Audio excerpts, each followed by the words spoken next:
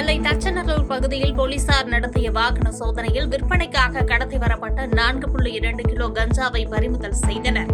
இது தொடர்பாக மேலப்புத்தநேரியை சேர்ந்த சின்னத்தம்பி மற்றும் அவரது நண்பர்கள் இருவரை போலீசார் கைது செய்து சிறையில் அடைத்தனர். தூத்துக்குடி கன்னியாகுமரி 4 வழிச்சாலை திட்டத்திற்காக நெல்லை கருங்குளம் பகுதியில் 40 வீடுகள் மற்றும் இலவச பட்டா இடங்கள் கையகப்படுத்துவதை எதிர்த்து பொதுமக்கள் ஆட்சியர் அலுவலகத்தில் மனு அளித்தனர்.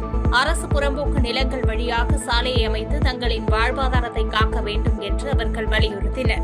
இப்ப எல்லாருமே நாங்க மனு கொடுக்கதான் வந்திருக்கோம். தயவு செய்து இந்த கருங்குளம் ஊர் மக்களை வீடு குடியிருப்பு பாதிக்காத மாதிரி கவர்மெண்ட் அப்புறப்படுத்தி எடுக்கணும். தயவு செய்து எடுங்க. நெல்லை மாவட்டம் வள்ளியூரில் 200 படுக்கை வசதிகளுடன் கட்டப்பட்டுள்ள புதிய மாவட்ட தலைமை மருத்துவமனையை துணை முதலமைச்சர் உதயநிதி ஸ்டாலின் திறந்து வைத்தார். ரூபாய் 30 கோடி மதிப்பில் அமைக்கப்பட்ட இந்த மருத்துவமனை திறப்பு காரணமாக அப்பகுதி மக்கள் உயர் சிகிச்சைக்காக பாளையங்கோட்டை வரை செல்லும் சிரமம் குறையும் என எதிர்பார்க்கப்படுகிறது.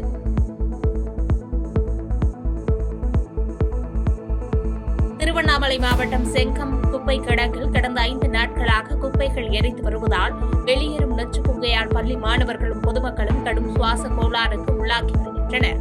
இந்நிலையில் நகராட்சி நிர்வாகம் உடனடியாக தீயை கட்டுப்படுத்தி குப்பைகளை தரம் பிரிக்க வேண்டும் என அப்பகுதி மக்கள் வலியுறுத்தியுள்ளனர்.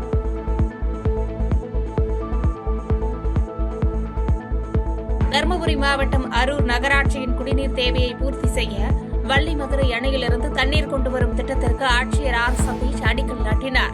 ரூபாய் 20 கோடி மதிப்பிலான இத்திட்டம் செயல்பாட்டுக்கு வரும்போது நகராட்சிக்கு தினமும் கூடுதலாக 10 லட்சம் லிட்டர் குடிநீர் விநியோகம் செய்யப்படும் என்று அறிவிக்கப்பட்டுள்ளது.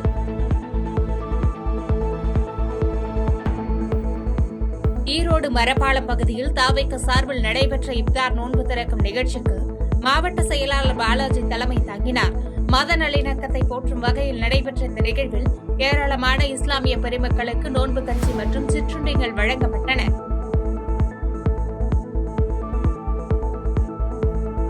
இந்திய ஜவுளி அமைச்சகத்தின் கீழ் ஏற்றுமதியாளர்களுக்கு வழிகாட்டவும் சர்வதேச சந்தை நிலவரங்களை தெரிவிக்கவும் நாட்டின் முதல் ஜவுளி ஏற்றுமதி மேம்பாட்டு மையம் கரூரில் தொடங்கப்பட்டுள்ளது. இதன் மூலம் புதிய வடிவமைப்புகள் மற்றும் சர்வதேச விதிமுறைகள் குறித்த பயிற்சிகள் ஏற்றுமதியாளர்களுக்கு வழங்கப்படும் என்று இந்திய அரசு கைத்தறி மேம்பாட்டு ஆணையர் பீனா தெரிவித்துள்ளார்.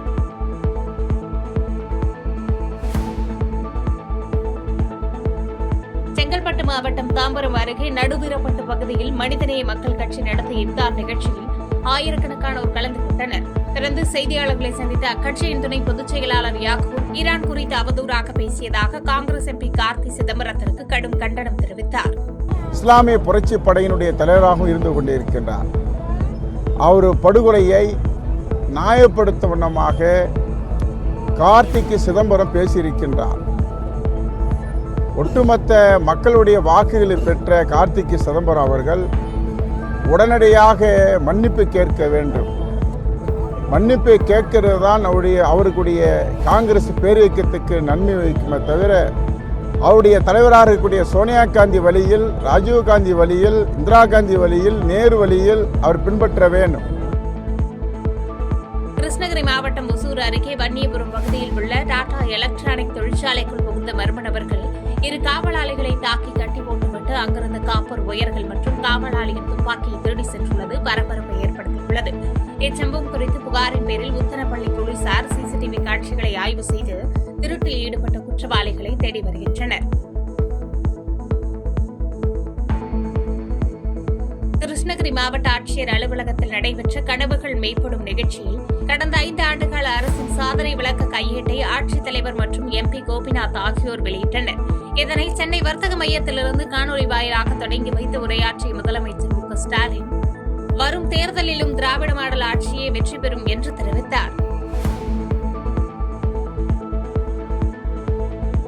உலக மகளிர் தினத்தை முன்னிட்டு விழுப்புரம் மாவட்டம் செஞ்சையில் நடைபெற்ற தன்னம்பிக்கை நிகழ்ச்சியில் சிலம்ப பயிற்சியாளர் கல்பனா என்பவர் காரில் கயிறு கட்டி தனது பல்லால் காரை 200 மீட்டர் தூரம் இழுத்து சாதனை படைத்தார். இவரின் இந்த அசத்தலான முயற்சியை பொதுமக்கள் மற்றும் சமூக ஆர்வலர்கள் பாராட்டி வருகின்றனர்.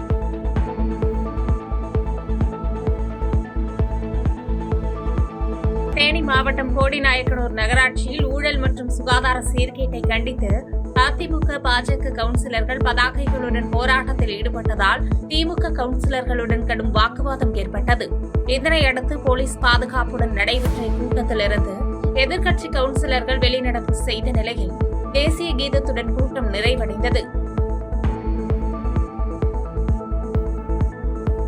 கன்னியாகுமரி மாவட்டம் நாகர்கோவில் அருகே தனியார் பள்ளியில் யுகேஜி முடித்த குழந்தைகளுக்கு கல்லூரி மாணவர்களை போன்று தொப்பி மற்றும் சால்வை அணிவித்து பட்டமளிப்பு விழா நடத்தப்பட்டது.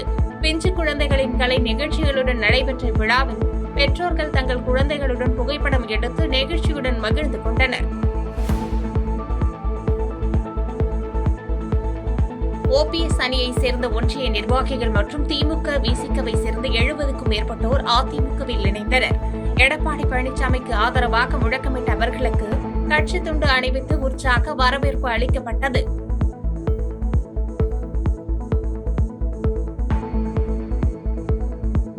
ஈரோட்டில் நடைபெற்ற உங்க கனவை சொல்லுங்கள் நிகழ்ச்சியில் பங்கேற்ற மாவட்ட ஆட்சித்தலைவர் கந்தசாமி அரசு ஊழியர்கள் மற்றும் மாணவர்களுடன் சமமாக அமர்ந்து மதிய உணவு அருந்தினார். ஆட்சியரின் இந்த எளிய செயல் அரசு ஊழியர்களிடையே நெகிழ்ச்சியை ஏற்படுத்தியது.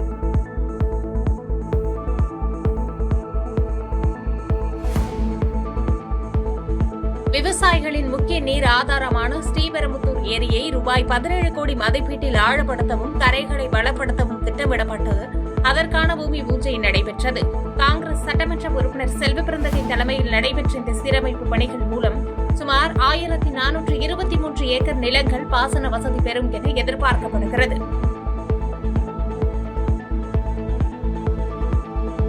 திருப்பத்தூர் நகராட்சி அரசினர் தோட்டம் பகுதியில் சட்டமன்ற உறுப்பினர் தொகுதி மேம்பாட்டு நிதியின் கீழ் ரூபாய் 30 லட்சம் செலவில் புதுப்பிக்கப்பட்ட பூங்காவை சட்டமன்ற உறுப்பினர் நல்லதம்பி திறந்து வைத்தார்.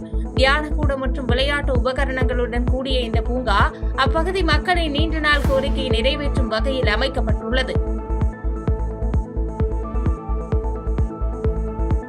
நீலகிரி மாவட்டம் குன்னூர் அருகே உள்ள அட்டடி பகுதியில் உணவு தேடி வந்த சிறுத்தை ஒன்று குடியிருப்பு வளாகத்திற்குள் உலா வரும் சிசிடிவி காட்சிகள் வெளியாகி வைரலாகி வருகிறது. வளர்ப்பு நாய்களை வேட்டையாடும் சிறுத்தையின் நடமாட்டத்தால் அச்சமடைந்துள்ள அப்பகுதி மக்கள் வனத்துறையினர் கூண்டு வைத்து சிறுத்தையை பிடிக்க வேண்டும் என்று கோரிக்கை வைத்துள்ளனர். வேலூர் மாநகராட்சி 57வது வார்டில் புதிய ரேஷன் கடை கட்ட பூமி பூஜை போட வந்த சட்டமன்ற உறுப்பினர் நந்தகுமாரிடம் தெருவிளக்கு மற்றும் சாலை வசதி கோரி விசிக சார்பில் மனு அளிக்கப்பட்டது.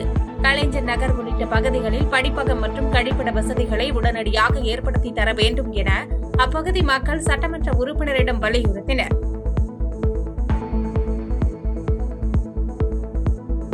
அரியலூர் மாவட்டம் தாப்பழூர் அரசு ஆரம்ப சுகாதார நிலையத்தில் முதலமைச்சர் ஸ்டாலின் பிறந்தநாளை முன்னிட்டு நடைபெற்ற தன்னார்வ ரத்த தான முகாமை சட்டமன்ற உறுப்பினர் கண்ணன் தொடங்கி வைத்தார்.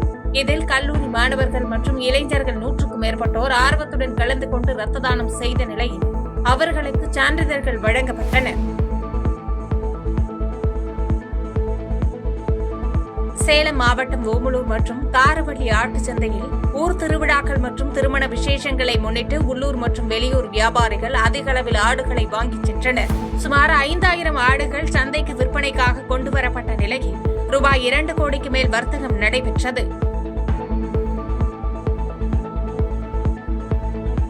திருவண்ணாமலை மாவட்டம் வந்தவாசி அருகே நடைபெற்ற அதிமுக நிர்வாகிகள் கூட்டத்தில் வரும் தேர்தலை முன்னிட்டு கட்சியின் 15 முக்கிய வாக்குறுதிகளை வீடு வீடாக சென்று மக்களிடம் சேர்க்க முடிவு செய்யப்பட்டது.